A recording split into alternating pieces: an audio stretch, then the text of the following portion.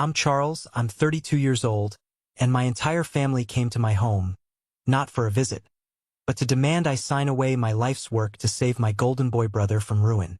Before I tell you about the moment their jaws hit the floor, let me know where you're watching from in the comments. It's always amazing to see how far these stories travel. The air in my workshop was thick with the smell of freshly cut oak and something else. Desperation. It wasn't mine. It was rolling off my family in waves. My father, Richard, stood in the center of the room, his expensive suit looking completely out of place against the backdrop of my lathes and saws. His face, usually set in a mask of stern disappointment when he looked at me, was now etched with a raw, ugly panic. My brother, Marcus, the financial genius of the family, was slumped in a chair I had built with my own hands. He couldn't even look at me. He just stared at the sawdust on the floor as if it held the answers to the universe. His wife, Sophia, stood behind him, her arms crossed, her perfectly manicured nails tapping a frantic rhythm against her silk blouse. My mother, Helen, was positioned by my father's side, her eyes red-rimmed, darting between me and my father like a cornered animal. Then there was me, and my wife, Eleanor. We stood together, near the large workbench that was the heart of my studio. My father slid a thick manila folder onto the workbench. The sound cut through the tense silence like a gunshot. "Charles," he said, his voice strained, trying to sound authoritative but failing miserably. "We don't have time for games. This is everything your brother needs. You just have to sign." I didn't touch the folder. I knew what was inside. It was a contract to sell this workshop, this land, the only place I had ever felt truly myself. The land that had been in our mother's family for generations, gifted to me because I was the only one who ever cared about it. "I already gave you my answer," I said, my voice low and steady. I was surprised at how calm I sounded. Inside, a storm was raging. "Your answer is unacceptable," my father boomed, his composure finally cracking. "Family is everything, Charles. Don't you understand that? Marcus made a mistake. A big one. But he's your brother. You have a duty. A duty." The word hung in the air, heavy and suffocating. My entire life had been measured against Marcus. His stellar grades, his Ivy League degree, his high-paying job on Wall Street. And my life? My passion for woodworking was seen as a hobby. My choice to live a simpler life was a constant source of embarrassment for them. "Family doesn't treat each other the way you've treated us," I said, looking from my father's furious face to my brother's pathetic one. My father's jaw tightened. He seemed to realize that yelling wasn't going to work. He turned his attention, his full force of parental pressure, onto the one person he thought was the weak link. "Eleanor," he said, his voice dripping with condescending paternalism. "Talk some sense into your husband. You're a smart girl. You must understand the gravity of this situation."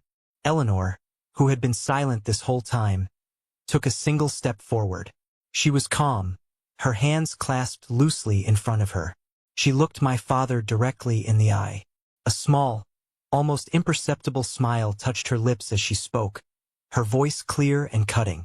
"I think there's been a major misunderstanding here, Richard." Everything stopped. The way she said his name, without the respectful Mr. Blair or even Dad, sent a ripple of shock through the room. My father stared at her, utterly speechless. And in that moment, the story of how we got here, to this breaking point, began to rewind in my mind. It all started 5 years ago at a wedding. Our wedding. 5 years earlier. The day was supposed to be perfect. And in many ways it was. Eleanor and I got married right here, on this land, under the shade of a massive, ancient oak tree whose branches felt like they were holding the sky up just for us. We didn't want a stuffy, expensive affair. We wanted something that felt real, that felt like us. We had hay bales for seats, wildflowers in mason jars, and a barbecue pit sending delicious smells wafting through the air. Our friends were there, laughing, dancing, celebrating our love. It was everything I had ever dreamed of. And then, it was time for the best man's speech. My brother, Marcus. He stood up, tapping a champagne flute with a spoon, a smug smile already playing on his lips. He was in his element, center of attention. He looked handsome in his tailored suit, a stark contrast to my simple linen shirt. "To Charles and Eleanor," he began, raising his glass. The crowd cheered. I have to admit, when my little brother told me he was getting married, I was surprised. I always thought his one true love was a block of wood. A few scattered, uncomfortable laughs rippled through his side of the family. My friends remained silent. But then I met Eleanor, and I understood. She's earthy. He said the word like it was something you'd find on the bottom of your shoe. I felt Eleanor's hand tighten in mine. I looked at her, and she gave me a small, reassuring smile, but I could see the hurt in her eyes. She was a brilliant environmental scientist, a woman who could name every tree and bird on this property, who felt more at home in nature than anywhere else. To Marcus, that just meant she was dirt poor and unsophisticated. He wasn't done. "They're a perfect match." "Really?" he continued, his voice dripping with sarcasm. "He plays in the mud, she plays in the mud. I remember when we were kids, Charles was always building things. Little forts, lopsided tree houses. I was busy building a stock portfolio with my allowance." More laughter from his cronies. "But hey, to each his own. I guess some of us are destined to build empires, and others are destined to build birdhouses." The humiliation was a physical thing. Felt like a hot flush crawling up my neck. I looked over at my parents. My mother, Helen, was smiling weakly, trying to pretend this was all just good-natured ribbing. My father, Richard, had a look on his face I knew all too well. It was a mixture of disappointment and resignation. The look that said, "This is what I have to put up with. My failure of a son." When it was my father's turn to speak, it was even worse. He cleared his throat, avoiding my gaze. "Well," he started, "Charles has always been unique. He's chosen a simpler path. We wish him and Eleanor all the best in their endeavors." It sounded more like a eulogy for my ambitions than a wedding toast. When they finally sat down, the air was thick with awkwardness. My friend Ben leaned over and whispered, "Wow, your family really sucks, man." I couldn't even disagree. Later that night, as we danced under the string lights, Eleanor rested her head on my shoulder. "Don't let them get to you," she murmured. "It's not me I'm worried about," I said, holding her tighter. "I'm sorry, Ellie. I'm so sorry." She pulled back and looked me in the eyes, her gaze fierce. "Don't you ever apologize for them, or for us. What we have is real, solid. It's oak," she said, tapping my chest. "They're just particle board." I laughed, a real, genuine laugh that broke through the tension. She was right, but even as I held her, I made a silent toast of my own. To family, I thought, with a bitterness that surprised me. And to learning who really has your back when it matters. I just had no idea how much it was about to matter. Fast forward 3 years. The memory of the wedding had faded into a dull ache, a constant reminder of my place in the family hierarchy. Marcus and his wife, Sophia, were hosting a summer party at their massive, sterile mansion in the Hamptons. We were, of course, expected to attend. Refusing would have caused a family war, and honestly, I was too tired to fight. I spent a week crafting the perfect housewarming gift for them. It was a small coffee table, made from a gorgeous piece of reclaimed cherry wood, with intricate dovetail joints and a finish so smooth it felt like silk. I was proud of it. It was a piece of my soul. We arrived, and the place was like a movie set. People in designer clothes sipping champagne, air kissing each other, their laughter sounding brittle and fake. Sophia, a social media influencer whose entire life was a carefully curated performance, greeted us at the door. "Charles, Eleanor, so glad you could make it," she said, her smile not quite reaching her eyes. She glanced at the table in my hands. "Oh, what's this?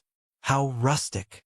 She took it from me like it was contaminated, handing it off to a member of the catering staff.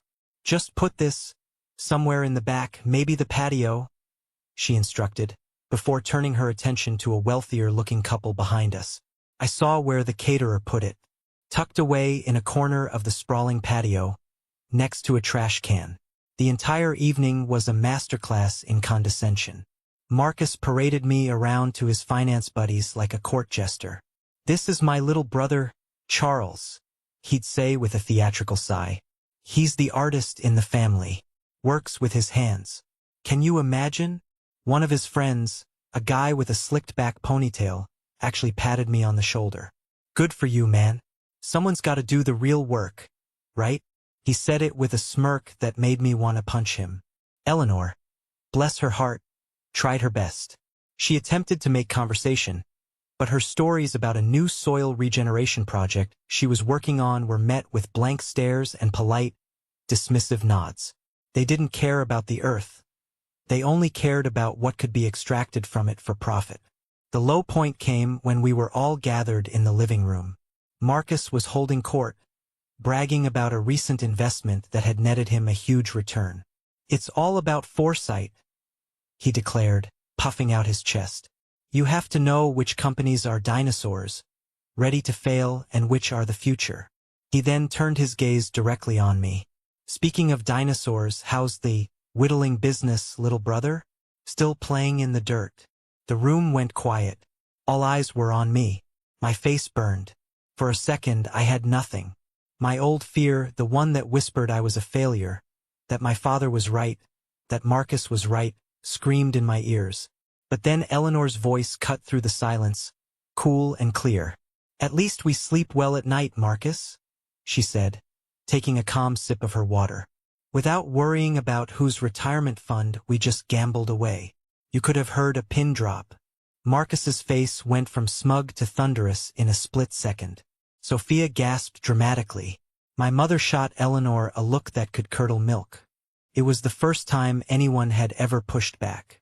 The first shot fired in a war I didn't even know we were fighting. Later, as we were leaving, my younger sister, Laura, pulled me aside. She was the only one in the family who seemed to exist in the neutral zone. "Hey!" she whispered, her eyes wide. That was intense. But she's not wrong to be worried. "I hear things. Be careful, Charles. I think Marcus is in deeper than he lets on." Her warning was vague, but it planted a seed of unease. As we drove away from that soulless mansion, leaving my beautiful, handcrafted table behind in the dark, I couldn't shake the feeling that my brother wasn't building an empire. He was building a house of cards. And the wind was starting to pick up. Another year crawled by. The distance between my family and me grew wider. We stopped getting invited to the fancy parties, which was a relief. The only communication we had were stilted holiday phone calls and the occasional passive-aggressive text from my mother asking why we never visited. It was clear that Eleanor's comment at the party had blacklisted us. We had spoken a truth they weren't ready to hear, and for that we were cast out. Life at the workshop, however, was better than ever. I was getting commissions from architects and designers who appreciated my work. Eleanor was deeply involved in her research, spending long hours in her small lab at the back of our property, a place no one in my family even knew existed. They just assumed she was a simple gardener. We were building a life for ourselves, a quiet, solid life based on things that mattered to us. Then, one rainy Tuesday afternoon, my phone rang. It was Laura. Her voice was trembling. "Charles? Are you alone?" she asked, her words rushed. "Yeah, I'm in the workshop. What's wrong? You sound scared." "I am scared," she said, and I heard her take a shaky breath. "It's about Marcus. It's bad. Really bad." Cold knot formed in my stomach. "What do you mean, bad?" "Like, he lost some money." She let out a sound that was half laugh, half sob. "Some money? Charles, he's ruined. I was at Mom and Dad's last night. They thought I was asleep, but I heard them talking. Marcus, he lost everything. Not just his money, his clients' money. Dad was talking about legal liability. He mentioned something about Marcus making a huge, leveraged bet against some new tech company, and it blew up in his face. My mind flashed back to his arrogant speech at the party. You have to know which companies are dinosaurs, ready to fail. He'd been so sure of himself. "Why are you telling me this, Laura?" I asked, my hand tightening on the phone. "Because they're going to come to you," she whispered frantically. Dad said you were the only one with a real asset. He was talking about the land, Charles. Your land. He said you owed it to the family. The sheer, unadulterated audacity of it left me breathless. For years they had mocked this land, mocked my life, and now that their golden boy had failed, they saw it as their salvation, as something they were entitled to. He can't be serious, I muttered, more to myself than to her. He is, she insisted. Mom is a wreck. She keeps saying it's not Marcus's fault, that the market was manipulated. They're in complete denial. But they're also desperate. They're talking about selling their house. But it won't be enough. Marcus owes millions. They see you as the only way out.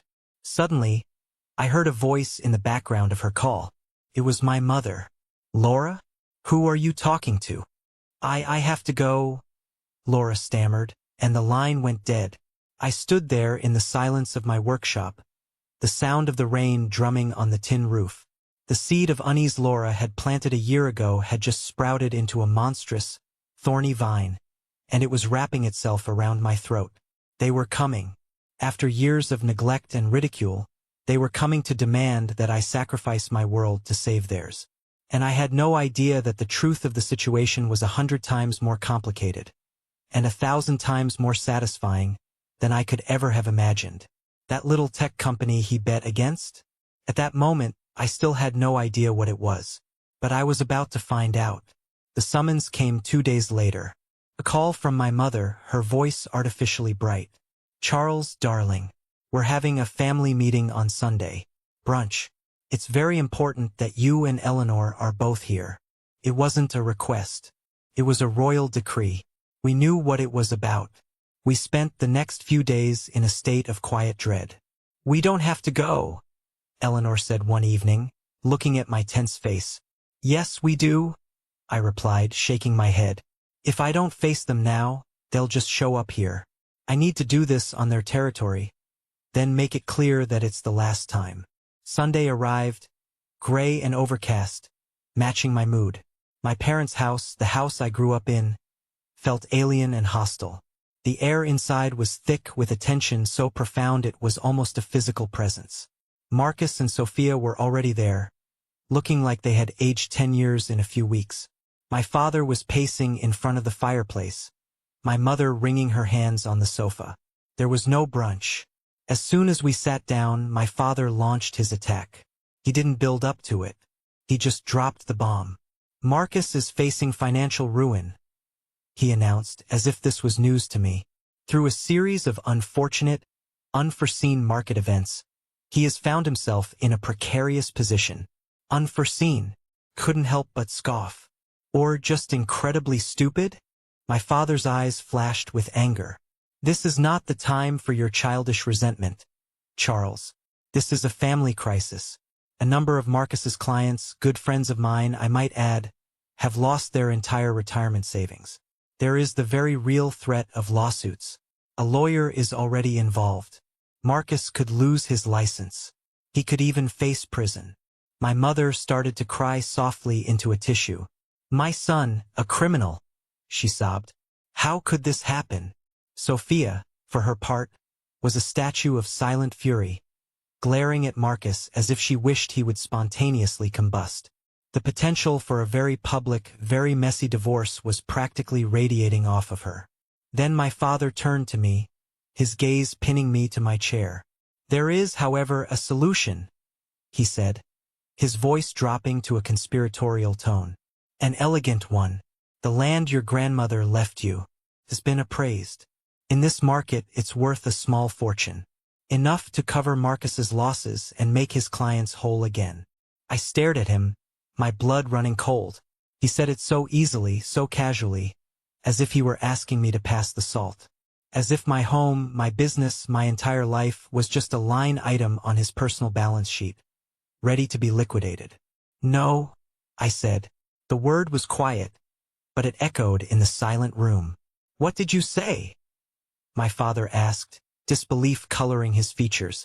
I said no, I repeated louder this time. I stood up. Absolutely not. You can't be serious.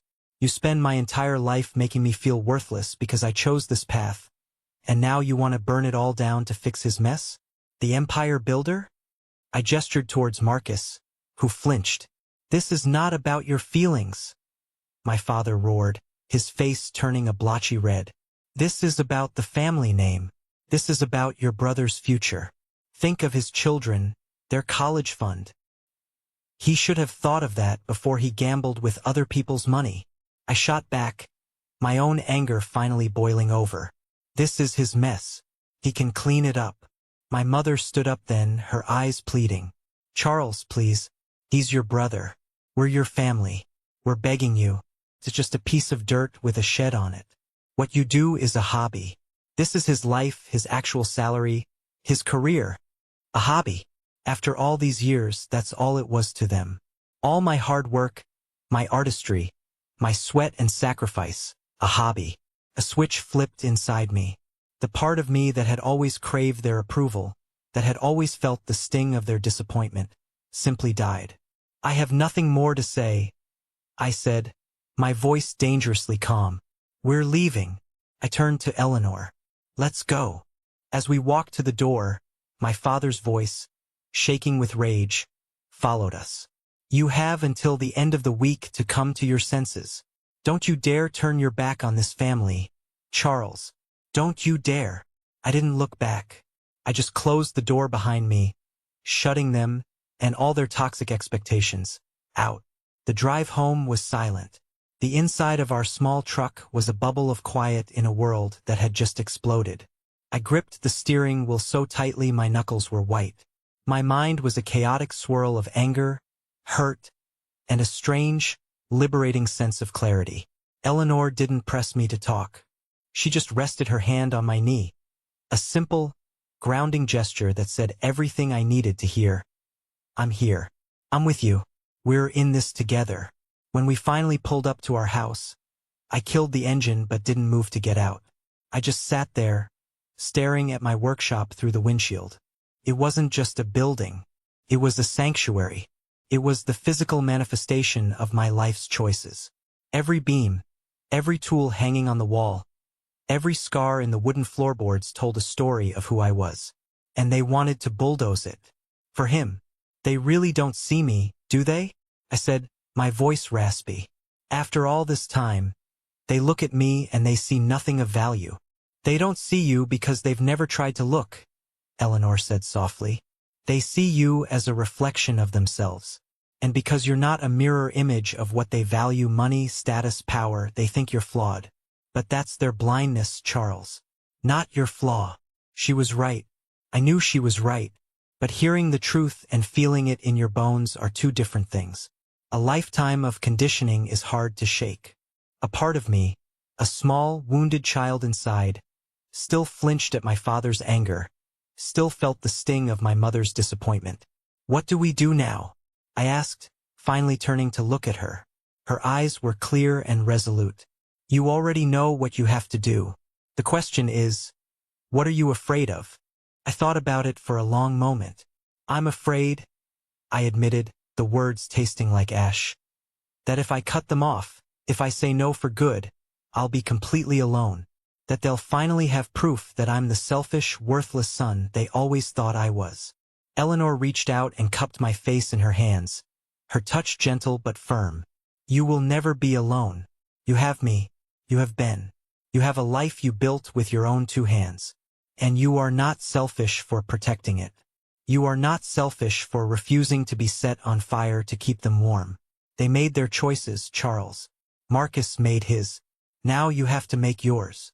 Her words were like a bracing wind, clearing the fog of guilt and obligation from my mind. She was right. This wasn't just about a piece of land anymore. This was about my soul. This was a stand for my own life, for the value of my work, for the family that Eleanor and I had built together. That evening, I did two things. First, I called my best friend Ben and told him everything. His response was immediate and profane but ended with, "You tell them to go to hell. I've got your back 100%. Second, I called my father. He picked up on the first ring. "Charles, have you come to your senses?" he asked, his voice tight with anticipation. I took a deep breath. My senses are perfectly fine, Dad, I said, my voice as steady as the oak tree outside my window. I'm calling to give you my final answer so there is no confusion. The answer is no. I will not be selling my home or my business to bail out Marcus. It is not up for discussion. This is the last time I will say it. There was a moment of stunned silence on the other end of the line. Then, a low, guttural sound of pure rage. You will regret this, he hissed. You are no son of mine. He slammed the phone down. I stood there, the dial tone buzzing in my ear. It hurt. It hurt more than I thought it would. But beneath the pain, there was something else. A foundation. Solid. Unshakable. For the first time in my life, I hadn't bent to their will. I hadn't broken. The days that followed the phone call were eerily quiet. The Cold War had officially begun. No angry texts, no pleading voicemails. Just a heavy, oppressive silence. It was the kind of silence that precedes a storm, and it put me on edge. I found it hard to focus in the workshop, my hands feeling clumsy, my mind replaying that final, ugly conversation with my father. I was sanding a piece of maple, trying to lose myself in the rhythm of the work, when Eleanor came into the workshop. She was holding 2 mugs of coffee, and she had a look on her face I'd never seen before.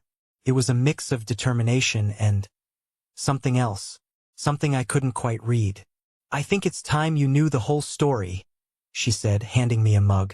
I stopped what I was doing, confused. The whole story about what? About me, she said simply. About my work. About what I actually do in that little lab of mine all day. I had always respected Eleanor's privacy. I knew she was a scientist, that she did research, and that she sometimes consulted for academic institutions. She'd published a few papers in journals I didn't understand. I just thought of it as her passion, much like woodworking was mine. I never pried.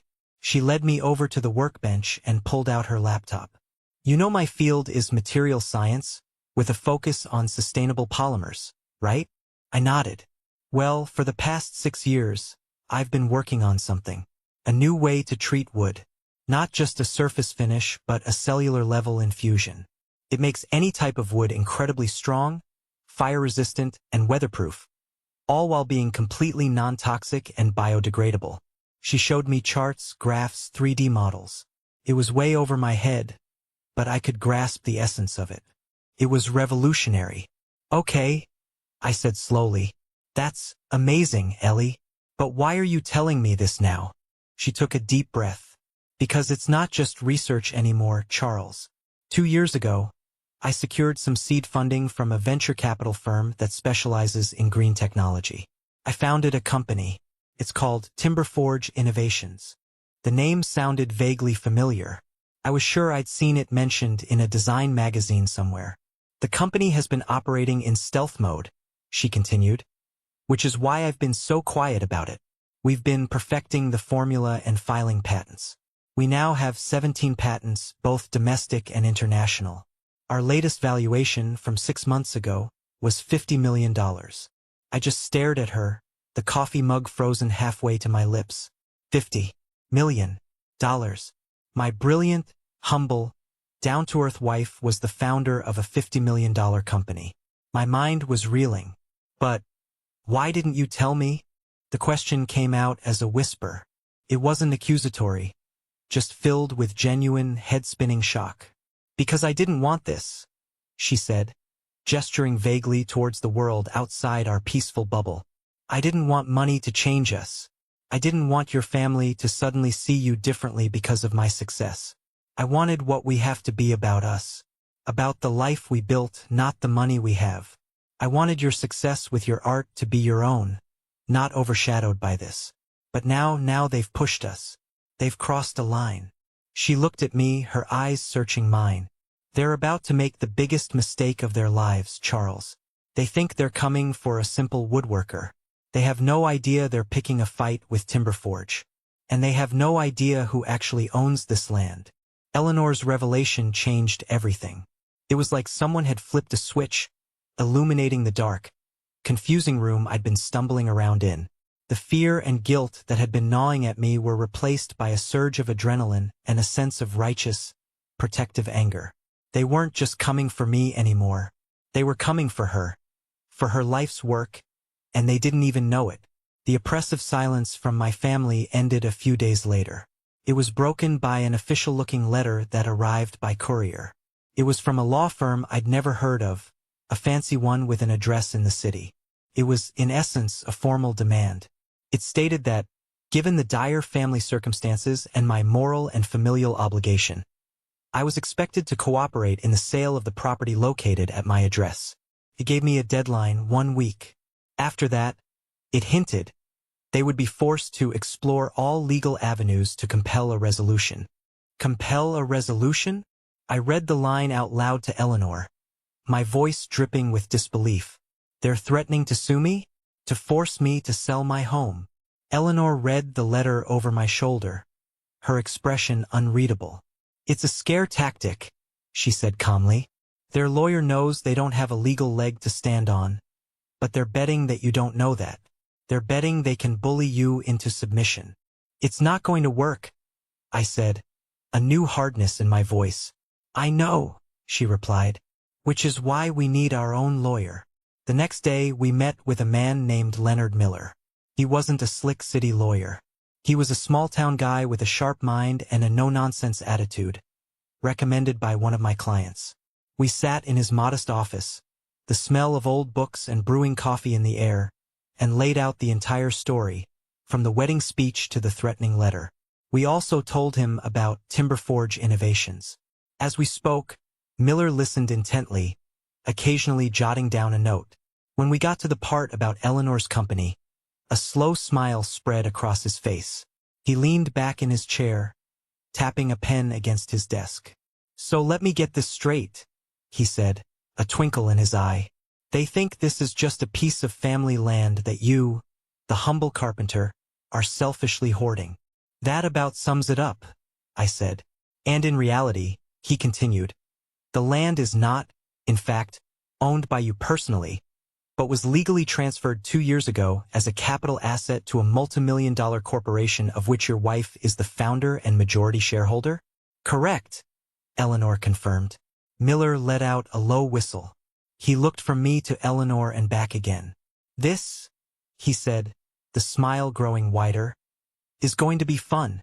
This is a classic case of what we in the legal profession call finding out. He explained that their threats were completely empty. The land was a corporate asset. I had no legal authority to sell it even if I wanted to. Any attempt to force a sale would be thrown out of court so fast it would make their heads spin. So what do we do? I asked. Do we write them a letter back? Tell them to get lost? Miller shook his head.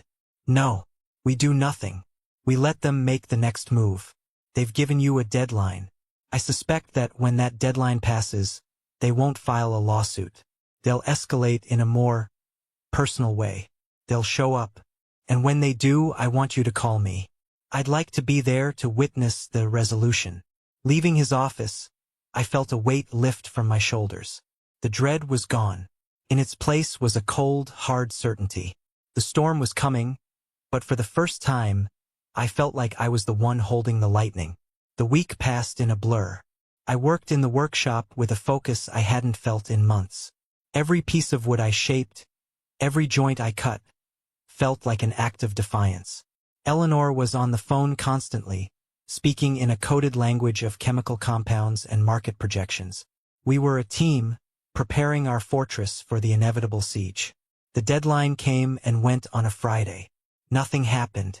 The weekend was silent. I almost allowed myself to hope that they had given up, that my father's threats were just hot air.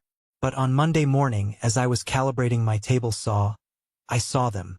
A procession of 3 cars turning down our long gravel driveway. My father's Mercedes, my brother's now downgraded Lexus, and a third car I didn't recognize, probably their lawyer. They were here. The final confrontation was about to begin. I shut off the saw, the silence it left behind ringing in my ears. I walked to the house, my heart hammering against my ribs, not with fear, but with a wild, fierce anticipation. I found Eleanor by the window watching them pull up. She was holding her phone. It's time, she said, her voice steady. She pressed a button on her phone. "Leonard," she said. "They're here." They didn't knock. My father pushed the workshop door open with a shove, as if he already owned the place. He strode in, followed by my tear-streaked mother, a pale and trembling Marcus, and a stern-looking man in a pinstripe suit carrying a briefcase, who I assumed was their lawyer. Sophia was conspicuously absent. Clearly, she had decided to distance herself from the impending train wreck. This was the scene I'd walked you through at the beginning.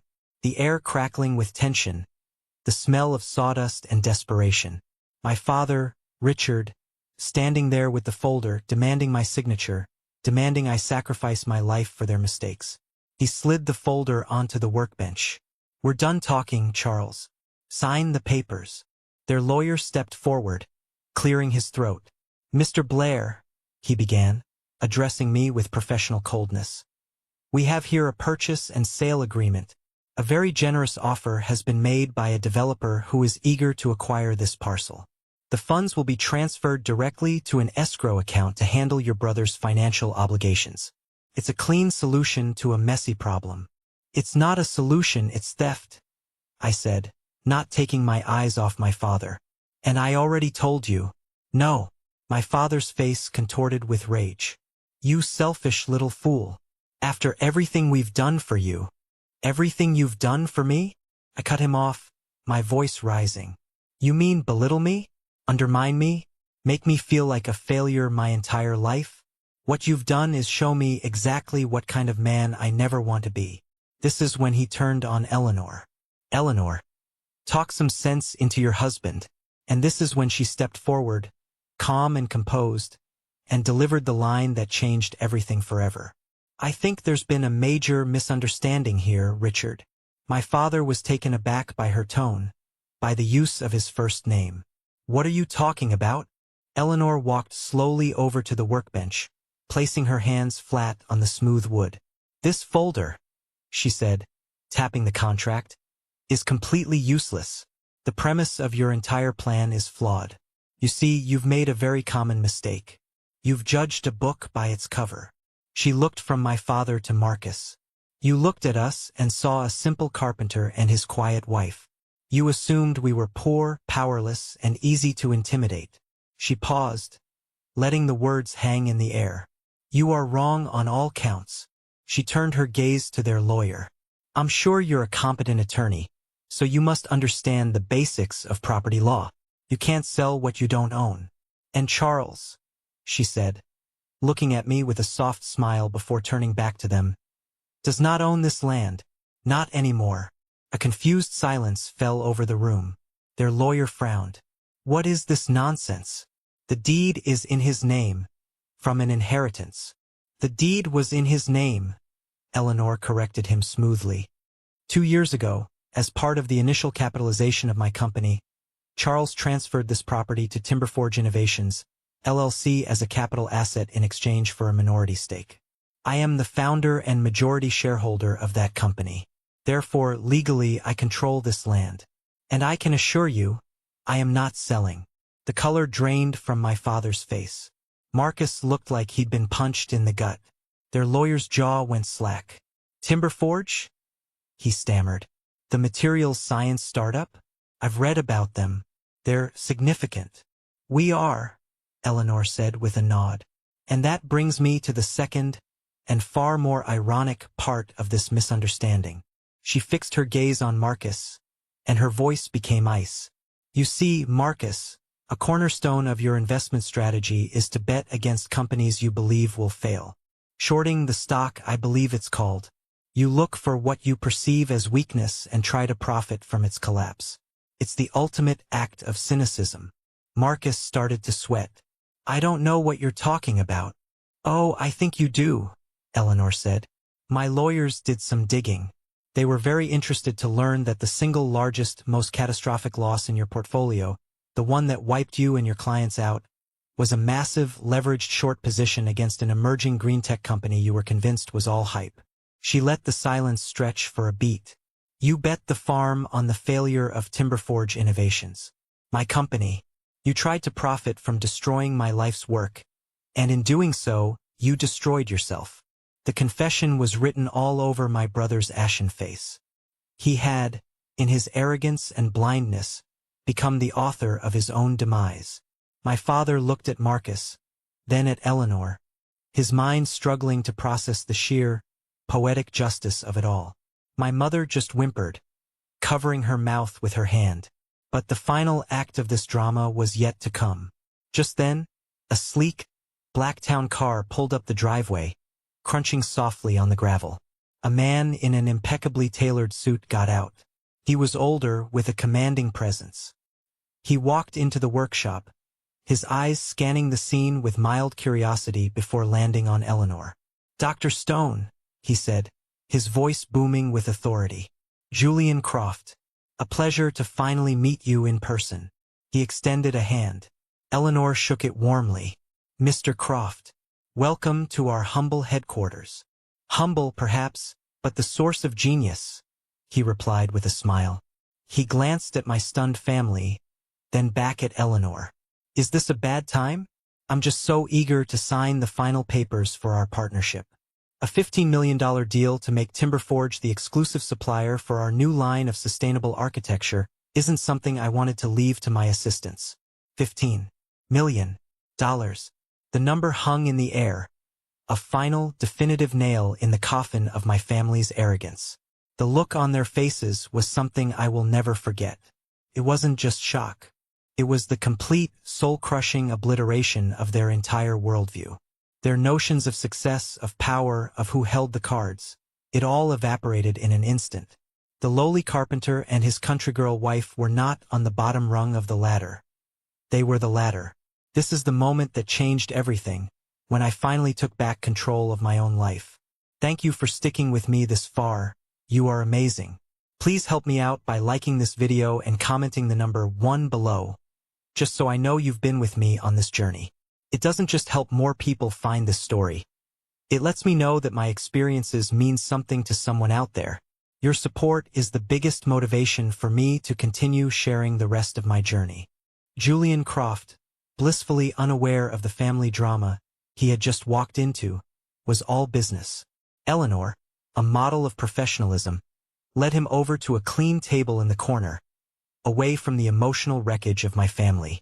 They began to go over the documents, their voices a low, calm murmur of contractual terms and delivery schedules. For them, it was a historic day for their companies. For me, it was the backdrop to a silent, devastating implosion. My father stood frozen, his face a mask of gray disbelief. He looked at me, and for the first time in my life, I saw no anger, no disappointment, no judgment in his eyes. I saw nothing. It was the hollow gaze of a man whose foundations had been turned to dust. Marcus finally broke. He staggered back and collapsed into a chair, burying his head in his hands. A dry, racking sob escaped his lips. "It's over," he choked out. "Everything is over." Their lawyer, looking deeply uncomfortable, began quietly packing his briefcase. He gave my father a slight, apologetic bow of his head, as if to say, "My work here is done. And frankly, you people are insane." He slipped out of the workshop without another word. As he left, Marcus's phone began to ring, a shrill, insistent sound in the funereal silence. He fumbled for it, his hands shaking. He looked at the caller ID and his face went even paler, if that was possible. He answered it, his voice a hoarse whisper. "Hello, Mr. Peterson. Yes, I know. I'm working on it." "No, I don't have it." His voice cracked. "Please, just give me more time." He listened for a moment, his eyes wide with horror. "No, please, don't call the authorities." He hung up, his hand falling limply to his side. The wolves were closing in. My mother was the first to move. She went to Marcus, putting a trembling hand on his shoulder. She looked up at me, her eyes swimming with a desperate, pathetic plea. "Charles," she whispered. "Even so, even with all this, he's still your brother. You can't let this happen to him. This company of hers must have a high salary. You could still help him." Alone, I felt a surge of something cold and final inside me. Not anger, not even pity, just finality. "No, I said, my voice cutting through her desperate whispers. This was never about money, Mom. This was about respect. And you have shown us none. You came into my home not to ask for help, but to demand a sacrifice. You saw my life's work as nothing more than a cash machine to fix his failures. I walked over to them, standing over my broken brother and my pleading mother. I looked down at Marcus. You didn't just bet against a company, Marcus. You bet against me. You've been betting against me my whole life. You finally lost. I turned to my father, who still hadn't moved. And you? I said, my voice shaking with the weight of years of unspoken pain. You taught him how. You taught him that what I do has no value. You taught him that I was less than him. This is your failure as much as it is his. I took a step back, drawing a line in the sawdust on the floor. Get out, I said, the words quiet but absolute. Get out of my workshop. Get out of my life. The next time you hear from me will be through my lawyer, Mr. Miller, to discuss the formal dissolution of any and all family ties. My father finally flinched, as if I had struck him. My mother let out a small gasp. Marcus just continued to sob. Slowly, painfully, they gathered themselves. My mother helped Marcus to his feet, and they shuffled out of the workshop like ghosts, avoiding the corner where a multi-million-dollar deal was being signed. My father was the last to leave. He paused at the door, turning back to look at me. His mouth opened as if to say something, but no words came out. He just shook his head, a broken man, and closed the door behind him. The silence that descended was profound. It was the silence of a battlefield after the war is over. Julian Croft and Eleanor finished their business a few minutes later. He shook my hand firmly. You have a remarkable wife, Mr. Stone, and a beautiful workshop. I hope we'll be seeing more of your work in our projects. I hope so too, I managed to say. After he left, Eleanor came and stood beside me. She didn't say anything. She just slipped her hand into mine. We stood there for a long time, watching the dust motes dance in the afternoon sunbeams slanting through the windows. The storm had passed. The wreckage was immense, but we were still standing. The 6 months that followed were a blur of activity and a strange, quiet peace.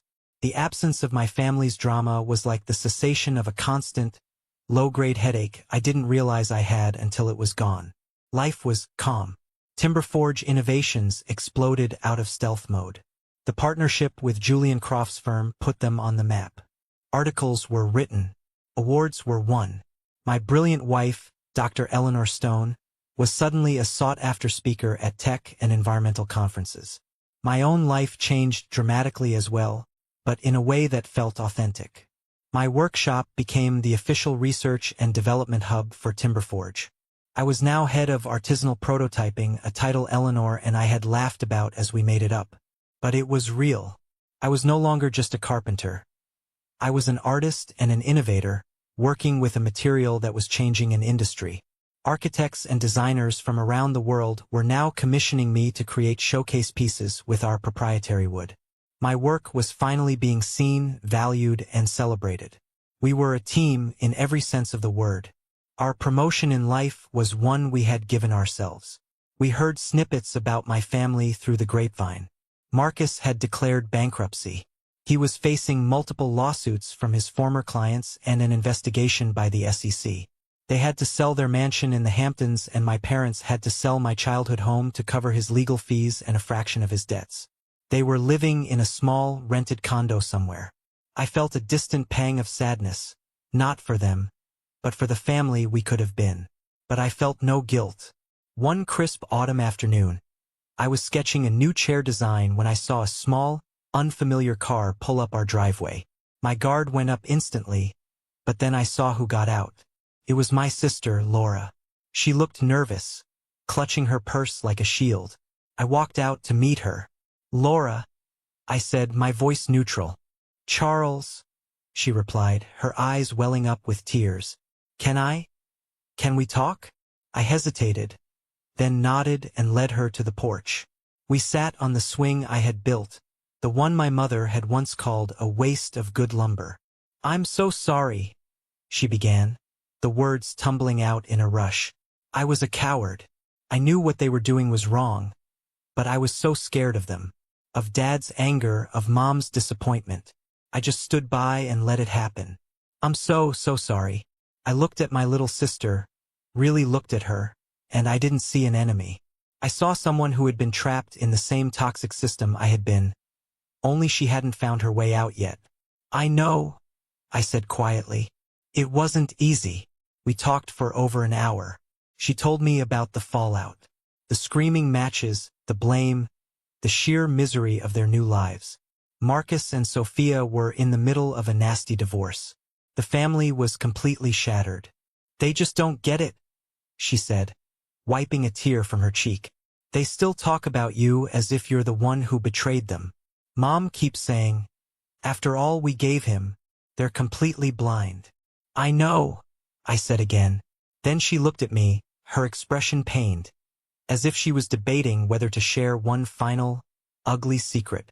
There's something else you should know, she said, her voice barely a whisper. The reason Dad was so desperate, so completely over the edge, it wasn't just about protecting Marcus or the family name. She took a shaky breath. Marcus had convinced him to make one last, big investment to try and cover the initial losses. Dad took out a second mortgage on the house and gave Marcus almost his entire retirement fund. The money he and Mom had saved for 30 years. The money that was supposed to be their inheritance to us one day. It was all in that same Timberforge bet. So when Marcus went down, he took Dad down with him. Completely. The final piece of the puzzle clicked into place. It hadn't just been pride. It had been pure animal panic. My father wasn't just trying to save his favorite son. He was trying to save himself. His desperation, his rage, his willingness to sacrifice me. It was all born from the terror of his own colossal mistake. It didn't excuse his actions, not by a long shot. But for the first time, I understood them. When Laura left, she gave me a fierce hug. I'd like to still be your sister, she said. If you'll have me. I'd like that too, I told her, and I meant it. That evening, I told Eleanor what Laura had said. She listened patiently, then wrapped her arms around me. It's a tragedy, she said softly. All of it. But it's their tragedy, Charles. Not ours. She was right. Our story was just beginning. It's been a year since that day in the workshop. The late afternoon sun is casting long shadows across the fields as Eleanor and I walk hand in hand down the path towards the old oak tree where we were married. The air is cool and smells of damp earth and possibility. Timberforge is thriving beyond our wildest dreams. But that's not what I think about in these quiet moments. I think about how different my life is. Not because of the money, but because of the peace. The quiet confidence that comes from living a life that is truly your own. My workshop is still my sanctuary, but it's no longer a fortress I hide in. It's a place of creation, of joy. My relationship with Laura is slowly rebuilding, one honest conversation at a time. As for the rest of my family, there is only silence. I don't know if I'll ever speak to them again. Maybe someday if they ever truly understand the damage they caused. But I'm no longer waiting for that day. I've stopped looking for their approval because I've finally found my own. I look at Eleanor, her face bathed in the golden light of the setting sun, and my heart feels full to bursting. We faced the storm and we didn't just survive. We grew stronger. We built a life as solid and as true as the wood I love to work with. Thank you, I say to her, my voice thick with emotion, for believing in me, even when I didn't believe in myself. She stops and turns to face me, her eyes smiling. I didn't believe in you, Charles, she says softly. I knew you. There's a difference. And in that moment, I understand. True value isn't something that's given to you by others. It's not measured in dollars or job titles or the approval of your parents. It's something you build within yourself, joint by joint, day by day. It's about knowing who you are and having someone by your side who sees you, truly sees you, and loves you for it. My family thought I was building birdhouses, but all along, with Eleanor by my side, we were building an empire. A real one. An empire of integrity, of love, and of peace. And that's a fortune no market can crash. Thank you for listening to my story. I hope it resonated with you in some way. Have you ever had to make a difficult choice to stand up for yourself against the people who were supposed to support you the most? I'd be honored if you'd share your thoughts in the comments below. And please, don't forget to like and subscribe so you don't miss what comes next. Your support truly means the world.